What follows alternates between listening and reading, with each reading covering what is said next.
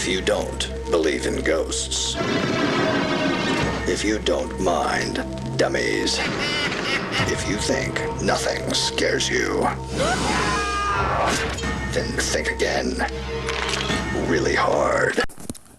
This most likely is a brand new one. This is not a Goosebumps rewrite. This is most like a Goosebumps praise, man. Because the episode did so much to this book. To the point of where the episode is like the true superior to the book. And it does even have an actual version of it on, because Goosebumps Presents was the thing, and blah blah. Everyone could have got one, but sadly it got canceled. The series got canceled. So I mean, the book series got canceled, the spinoff. But we still got this one, and I'm like, wow, man, because this one's pretty damn good. I mean, it really is. So I'm gonna run down the book like usual. Thank you, Paparina, for the usual. And well, there's just some new stuff. I mean, new stuff that I didn't know, thanks to Squid Jibs just skipping some stuff that actually is interesting. So, of course, we got Joe and Mindy Burton. No actual relation to Tim Burton, but considering they're fictional, he's actually real, of course. So, apparently, they're playing ping pong. It is a summer vacation. That's one thing I didn't actually know, that's summer vacation, or did he even show ping pong whatsoever, because, well, episode-wise, and Squidget might have mentioned this, but I'm not sure. And then we got the McCall family. I remember this. I had to do some research on this one, where you have the wife who, and even Paparina doesn't even mention the wife, but yeah, he actually did have a wife and have a, no wait, he just had a son. Yeah, sorry, he just had a son. So he has a son named Moose. So he got cut from the episode, as you guys can figure. There's a garden contest, and this is one thing that we should definitely praise, is the fact that the book, they never actually did the garden contest. They really actually didn't do the garden contest whatsoever. So the episode decided to do the garden contest and make a twist because, well, we'll get into that in a minute, but still, this is praise number one, is the fact that they actually allowed the garden contest to happen, and crazy enough, they had an unbelievable twist that is even better than this book. So Buster actually, they have a dog. The dog's name is Buster. Buster actually messes with the neighbor's garden. He has a good point, the fact that they don't have a fence. What? Yeah, even in the episode, they were like, yeah, we can't actually do anything, so we're going to give them bushes. So basically bushes, and not to mention, they don't even have a dog in the freaking episode. So that's even one more thing solved, is the fact that they don't even have a dog in the episode. So the whole, oh my gosh, the dog's going to my lawn, it doesn't work because there's no dog to even talk about, which of course you guys will actually figure, then what the hell do they do with the damn dog whistle? And I'm like, yeah. And you know what's even worse is the fact of, in the movie, they were like, oh, the weaknesses of the monsters. And sadly for the lawn gnomes, they kind of sort of don't know the weakness of the lawn gnomes, or it doesn't play well considering they're already in the light. So they should have been frozen, but they said is light was the weakness and not the dog whistle. So you can see that, yeah, the person actually most likely got the episode mixed up, or even got a Goosebumps Presents. Well, anyways, besides all that, so Buster actually gets called back with a dog whistle. He messed with the melons. Mr. Burton uses bug spray to save his tomatoes. Bug spray. Yeah, that wasn't mentioned before, but of course, this is a praise. I mean, they don't even mention a bug spray. They don't even mention tomatoes in the episode. So, thumbs up. And Burton likes tacky lawn ornaments. They already made sure that's known. And Lawn Lovely. I don't think I even heard of that name before. But Lawn Lovely is the lawn ornament store where he got the lawn gnomes. And it's owned by Mrs. Anderson, who can't really hear well. I'm trying to remember. Yeah, I think because of budgets, they didn't even have a Lawn Lovely whatsoever. And I think he got them from the trash or something, or he just driving by and he saw them on the curb and got them. So maybe Mr. Burton's actually a criminal. Hopefully I'll just put in the captions what really happened.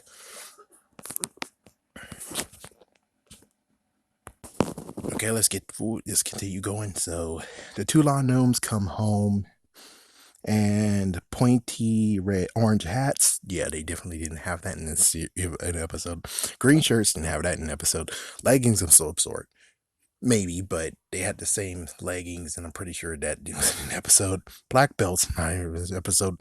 They're 3 inches. I think that might be it. Chubby, yeah. Red eyes, no. Brown hair, no. So it's like lots of stuff that's like, no, no, no, no, no. It follows the same thing of with Slappy, where it's like, but his hair is not orange. It's supposed to be brown, and his eyes aren't that color. It's supposed to be blue. And it's like, they did stuff that it's like the freaking writers don't care. I don't believe the writers actually truly care about accuracy in this point. It's either that or it's just the fact that, I don't know, half-assed it. So Buster actually licks one of them. The garden gnome secretly freaks a little bit silently, and Joe saw it a little bit, and then Buster gets tied up after the gnome's rampage, which is mail-in destruction from the neighbors. And one of the gnomes actually had a melon seed on this because Joe spotted it, and it's like, yeah, I think that was having an episode of that night. He actually checks, but sadly was halted by Mindy and made a joke about how he's gonna munch the freaking melons. And because he said that to Mindy, the next day after the melons got destroyed, he was blamed for it, got grounded, but he was able to go outside and go to the creaming cow, something I didn't actually, yeah, that did not exist in the episode either. Buster gets an ice cream cone too, and well, Paparina actually shocked and crazy about that one. That one actually upset him. I'm like, I don't remember. Yeah, this is like the thing of where it's like, I think they skipped that. Didn't they skip that? I'm pretty sure, yeah, Squid Jib skipped this part too. So it's like always good to have a second opinion because some people just skip things that's like, but that's interesting. Creamy cow, you'll say. That could be in another book someday. And you guys don't mention it, so I don't know if it actually is like, they they connected worlds. They connected books together, and you don't even mention it. So it's like, you guys, what the hell? Anyways, the gnomes actually attacked both gardens that night and had wet paint too. A wet paint war of some sort, maybe Splatoon, but Splatoon didn't exist back then, so ninja. Okay, anyways. Oh my god. Let me sidestep right quick. Would it be funny as hell that they actually did have a Splatoon thing go on there? I mean, oh my gosh, that would be so freaking damn funny. And the music, it's like people get woke up in the middle of the night, be like, what the fuck is this shit?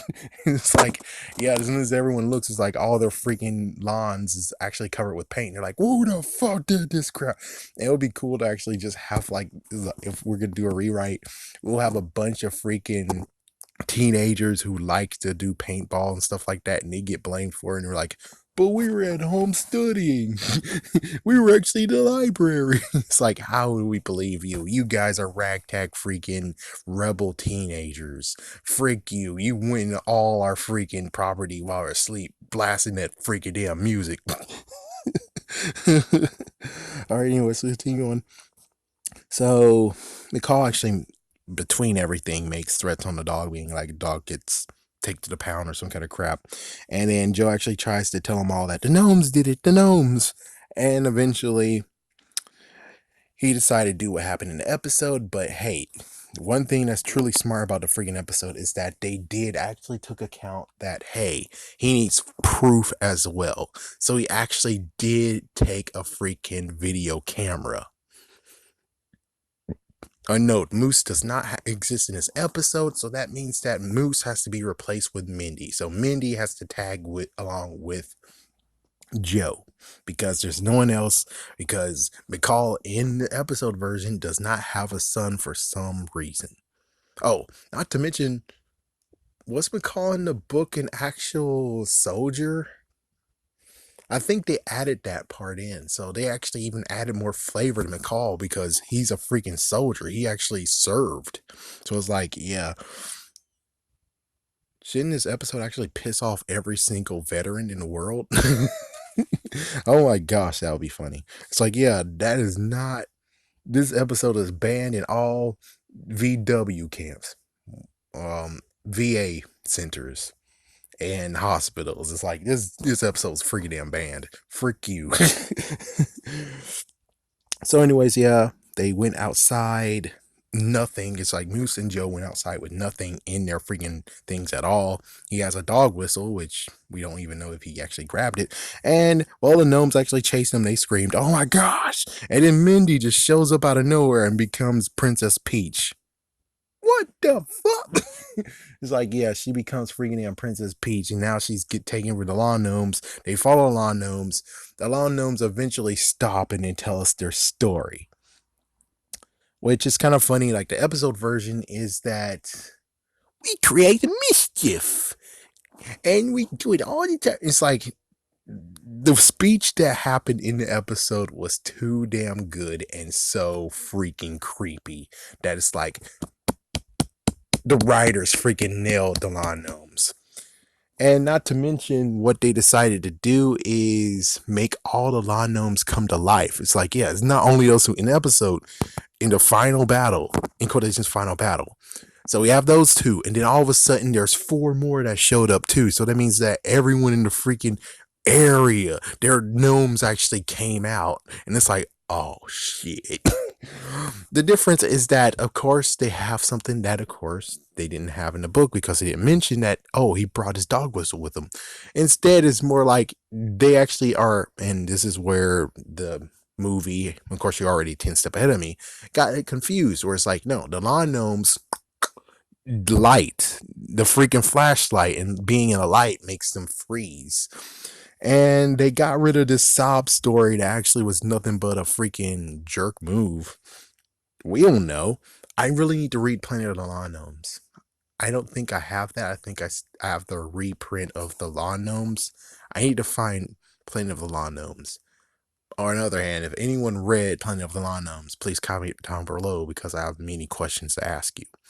It's like, you could go on the wiki page. It's like, I'd rather go with someone who actually read the book because the wiki page could be freaking damn wrong. Or a jerk bag like saying, oh, the monster blood should not be active anymore. Ed Isu. Even dead, I screw you. Remember that dumbass who actually wrote that freaking wiki page?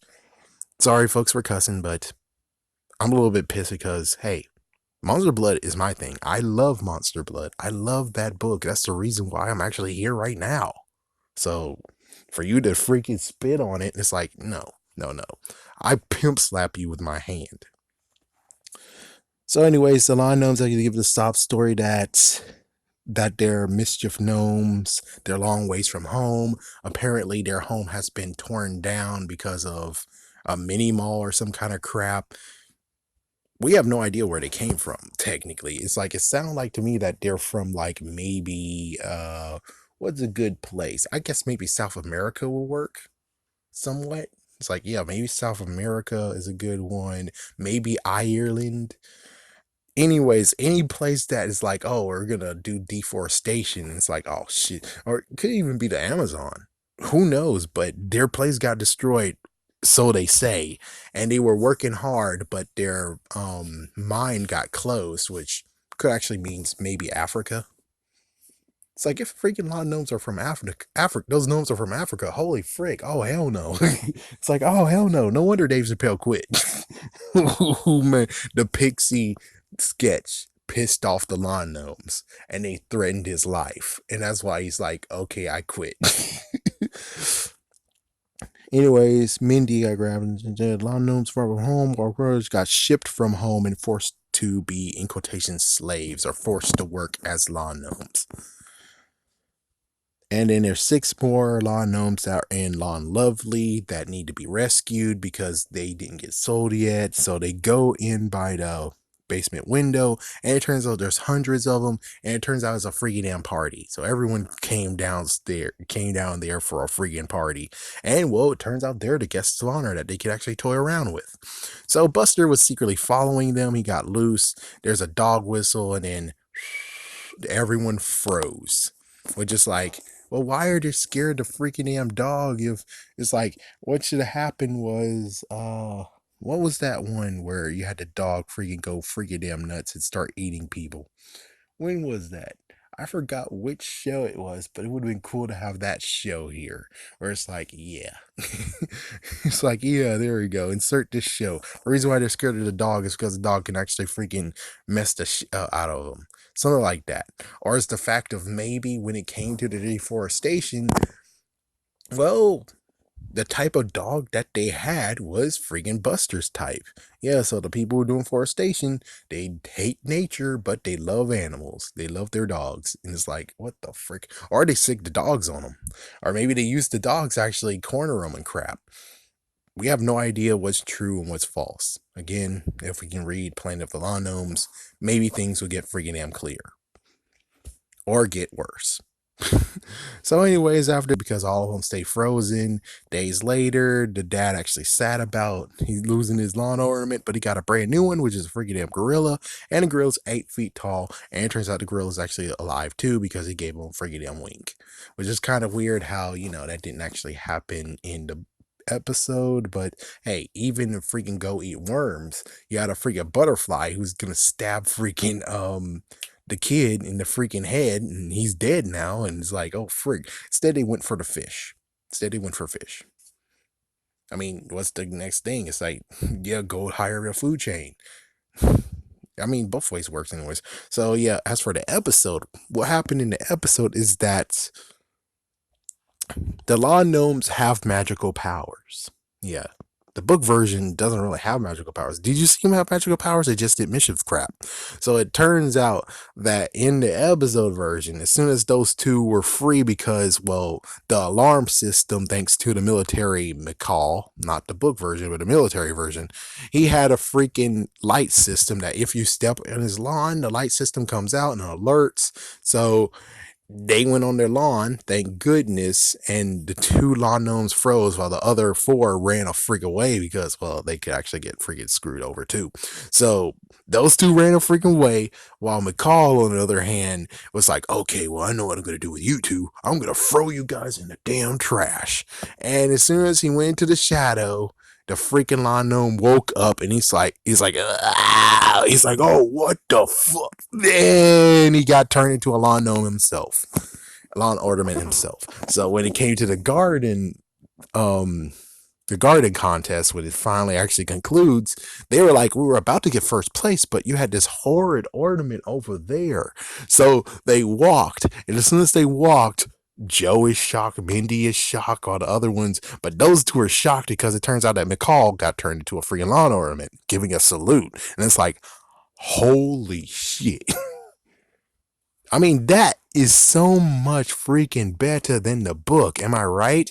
Is that, oh, there are freaking parties and they try to actually manipulate the children by giving them a sob story that we don't know is real or real or false, as real or fake. And they don't have powers at all. All it is just a damn dog whistle, and they have the freaking power to stand still for some reason. But hey, it looks like they don't have the light or day thing, which props, man. Praise to the freaking writers being like, they're only active at night, right? Because people can't be seen. But what if that the daylight also does crap to them too?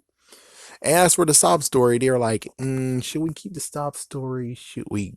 They're like, yeah, we don't really need a sob story because how the frick would a sob story work if, they don't have a freaking non-lovely in the episode? So they're freaking captives.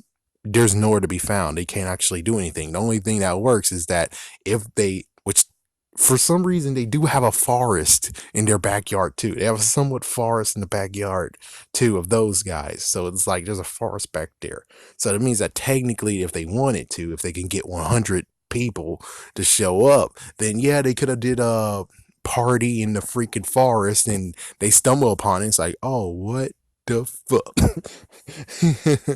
Yeah, it's like, how does that work anyways? It's like, how do you see them if it's dark? I mean, do they have, like, most likely they have eyes that actually can see in the dark, but still, as for us, the viewer, we wouldn't be able to see much because we wouldn't know. It would be freaking damn dark. I mean, look at an episode for yourself. It was kind of dark to actually see it, and he only had flashlights to actually help a little bit. It's like, yeah, they lightened it a little bit, but still, I'm just saying you wouldn't be able to see anything or whatsoever. So yeah. And I did. I mean, I already have a differences between the episode and the book. You can definitely see it because it's old. It's an old video. I don't have to do it. And it's like if things overlap, I most likely will just do something like this where I'm like giving praise to the freaking writers of the episodes. It's like apparently this was uninspired. In this case, I think if something could happen where we actually can bend time and crap, we can get the writers of the episode to talk to R.L. Stine and give him inspiration to actually make the book even better. Because the episode improved on it so much. And of course, if hey, it's like it's like we do recommendation. Hey, if you want to read Lawn Gnomes, Revenge of the Lawn Gnomes, do the best thing ever. Get the Goosebumps Presents one. Because the Goosebumps Presents version is the one that you'll see on the episode. So definitely. And I have no idea if they actually did something and touched upon it and made even more stuff in there, but I'm pretty sure it's just nothing but everything that happened in the episode put in the book. Well, anyways, that's about it. So have a scary day. Have a scary night.